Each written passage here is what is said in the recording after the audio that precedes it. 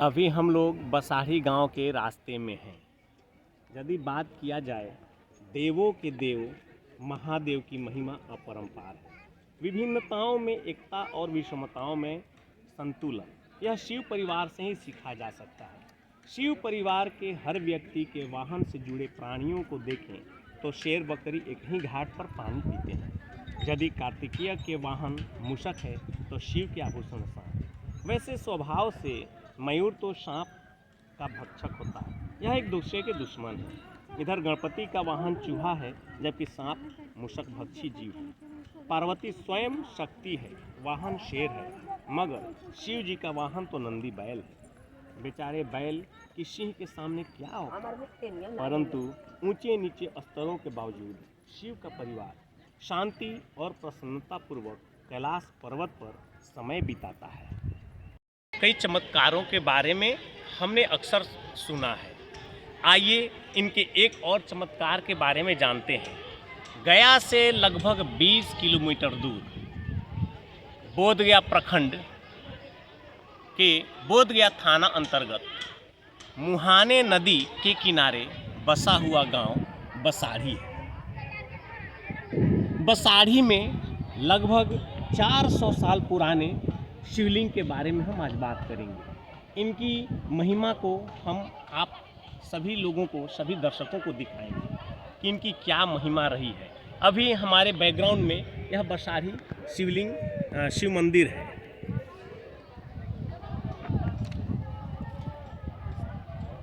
मुहाने नदी के तट पर बसा हुआ गांव बसाढ़ी चारों ओर से कभी जंगलों से घिरा हुआ करता था। यहाँ के लोग जंगलों में गाय, भैंस, बकरी इत्यादि जानवरों को चराया करते थे। ये जंगलों में होने वाले फलों के उत्पादन, सेवन के साथ साथ जड़ी बूटियों का भी उत्पादन किया करते थे। ग्रामीणों के अनुसार आज से 400 साल पहले जंगलों में ठीक मुहाने नदी के तट पर बहुत बड़ा मिट्टी का एक टीला हुआ करता था। एक दिन अचानक जंगलों में घूम रहे चरवाहे को चिल्लाने की आवाज़ सुनाई देने लगी। चरवाहे घबराकर भागने लगे।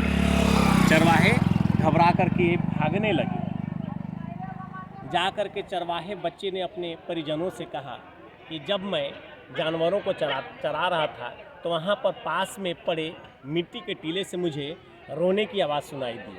तब चरवाहे के परिजनों ने आपस में एक दूसरे से बात करते हुए चिंतित करने लगे और उन लोगों ने निर्णय लिया कि चलिए मैं इस मिट्टी के टीले को खुदाई करता हूँ। हम सभी ग्रामीण मिलकर के इस मिट्टी के टीले को खुदाई कर जानते हैं कि वहाँ पर है क्या, कहाँ से रोने की आवाज़ सुनाई दे रही है और किसकी रोने की आवाज़ सुनाई दे रही है। अभी हम लोग पहुँच चुके हैं बसाढ़ी शिव मंदिर के पास। ये सामने जो दिख रहा है यह बसाढ़ी में स्वतः निकले हुए शिवलिंग की चहारदीवारी को देखा जा सकता है। अभी वहाँ पर काफ़ी भीड़ है। हम लोग जा कर के जानते हैं कि वहाँ पर आखिर यह भीड़ किस चीज़ की है और हो क्या रहा है। बसाढ़ी में स्वतः निकले शिवलिंग के पास पहुँच चुके हैं। देखा जाए इस शिवलिंग की आकृति को देखने में ही अद्भुत चमत्कार दिख रहा है। यहाँ पर सभी तरह की आकृतियाँ उभरी हुई है। मैं तो अपने वर्तमान जीवन में पहली बार ऐसा शिवलिंग देख रहा हूँ। इस शिवलिंग को देखने में साफ प्रतीत हो रहा है कि ये अग्रभाग मुंह के जैसा उभरा हुआ है। यहाँ पर ये मालाएं जैसे आकृति उभरी हुई है। यहाँ पर कुंडल, सांप जैसे भी आकृति उभरी हुई है।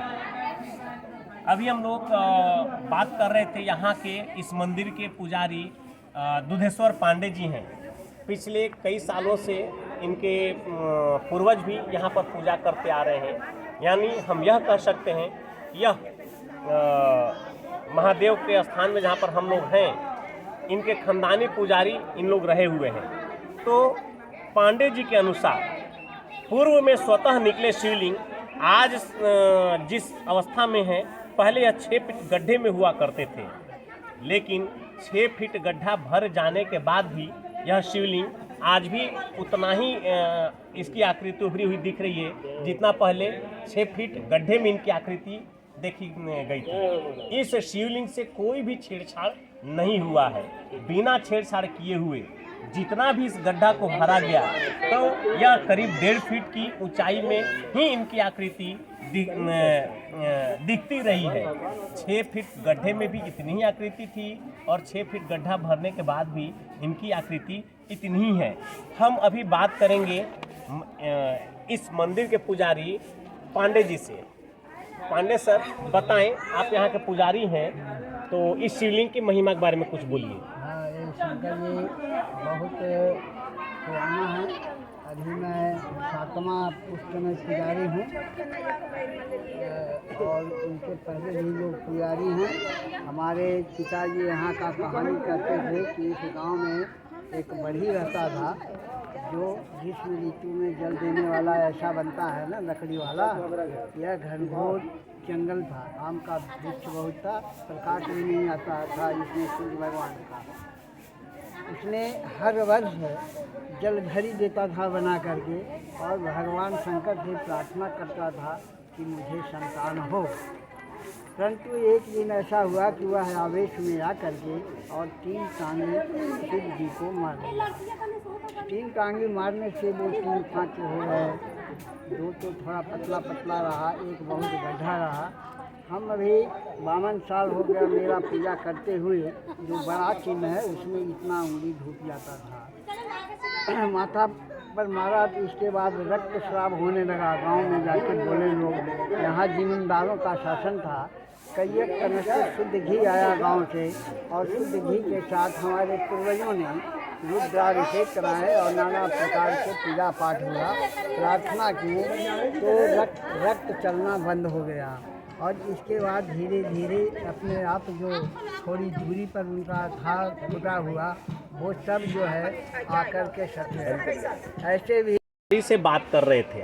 पुजारी जी ने कहा कि इसी गांव के बढ़ई समाज के एक व्यक्ति जो शिव जी का भक्त हुआ करते थे, नित्य दिन आकर के इनकी पूजा पाठ किया करते थे। उनकी एक लालसा थी पुत्र प्राप्ति।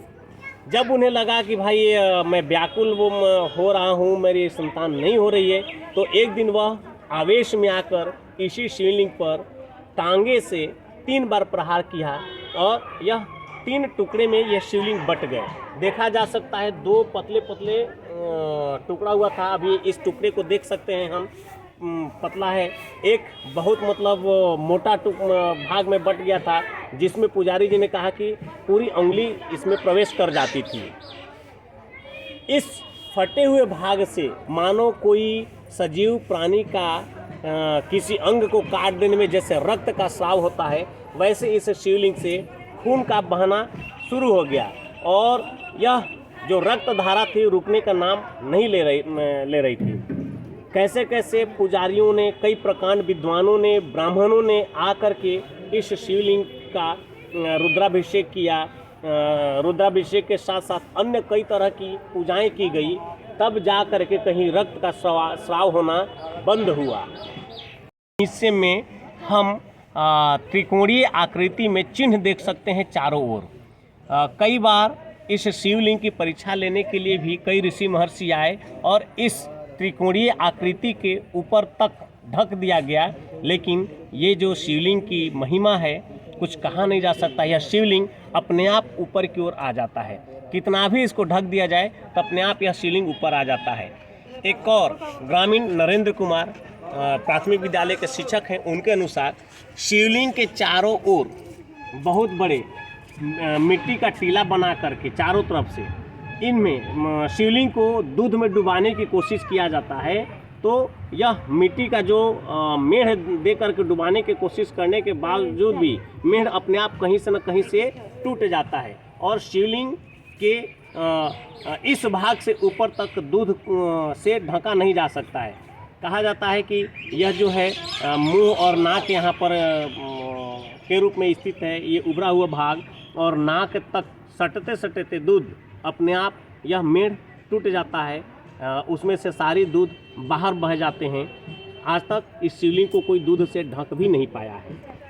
तो वेद और शास्त्र के अनुसार पद्म पुराण में इस शिवलिंग का वर्णन मिलता है पढ़ने को। जो अभी हमने आकृति देखा ऐसी ही आकृति को पद्म पुराण में दर्शाया गया है। जब जालंधर से युद्ध हुआ था तब भगवान शिव ने ऐसा ही रूप धारण किया था। तो हम यह कह सकते हैं कि आज भी शिव इस स्थान पे साक्षात विराजमान है, जागृत अवस्था में हैं और यहाँ पर आए हुए हर लोगों की जो इच्छाएं होती है, जो लोग अपनी मन्नत को मांगते हैं, उनकी मन्नतें भी जरूर पूरा होता है।